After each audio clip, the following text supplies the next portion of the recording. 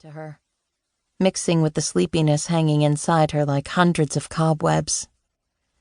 She yawned and felt her stomach churn. She had to fight the urge to go back inside and grab a piece of jerky. The longer she waited to eat, the less she needed. Besides, there might be a rabbit. Mama didn't mind if she cooked a rabbit for herself, as long as she kept the fire small and well-tended. And the girl always saved a piece to share later. The clearing and the cabin it held were wedged in a crease between two steep ridges, hidden from sun, wind, eyes. She set off on a narrow track parallel to the east ridge and crossed the creek in two giant steps. The water music trailed after her as she wound south, stepping among knee-high arcs of Solomon's seal, cast in uncertain light from the canopy above, sparse with new leaf and clouded in mist. As she walked, the slopes peeled away from each other, and soon the trees thinned. Umbrellas of May-apples clustered at the bases of the trunks, tip to tip, then seeded to red trillium and foam flower, whose sprays of tiny blossoms reminded her not of foam, but of stars. Using a large black oak as a landmark, the girl found the first runway into the underbrush and checked the snare, adjusting the dangling wire loop. She inspected the other 5 she had set nearby. All empty. Tomorrow, maybe. Her stomach growled. She continued through the woods, casting her eyes across the forest floor. Spotting a patch of wood sorrel, she plucked the stems near the ground and chewed the tender, sour leaves as she went. A group of tall 2-tiered plants caught her eye. Indian cucumber. She dug into the dirt at the base of a narrow stem and extracted a rhizome the shape and length of her finger.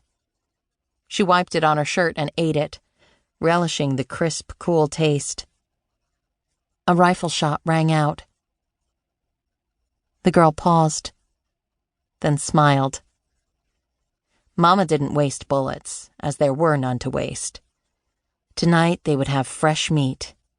She knew she should wish for a deer, for its size. Let's hope it was a turkey, Ash. Turkey's our favorite. The girl waited by the stream Mama would cross on her way home. Idle and hungry, she ate all the watercress she'd collected to have with the turkey. All that remained were a few ramps. Ash told her the story about the time he climbed a tree and came nose to nose with a porcupine. When he finished, she was restless. She drank from the stream and headed for the ridge in the direction of the rifle shot. The fog had disappeared as surreptitiously as it had come. The sun was high and all the green in the world was rising toward it. She listened as she climbed, her skin and each of her senses bound together into solid awareness. Everything surrounding her, impinging on her, she felt and knew. She did not call out. Mama was here in these woods and the girl would find her, or Mama would find the girl by and by. Sunlight sliced through at an angle now, drawing a sharp breeze from below. The girl returned to the stream and to the cabin, but Mama was not there. She climbed the ridge again by a different route, always a different route so as not to leave a trail, and called out this time, her voice too high and bright. Worry tunneled like a mole through her belly. She crossed to the north into a hemlock grove. The breeze swirled behind her. More wind than usual, a change in weather, and sent the tang of blood to the back of her throat. There, in the middle distance, a dark shape on the ground broke the pattern of the ferns. She approached it and saw it was a turkey. One wing splayed across its body as if to cover itself in the shame of death. The girl scanned around her, skin prickling, eyes narrowed, nostrils flared. "Mama?"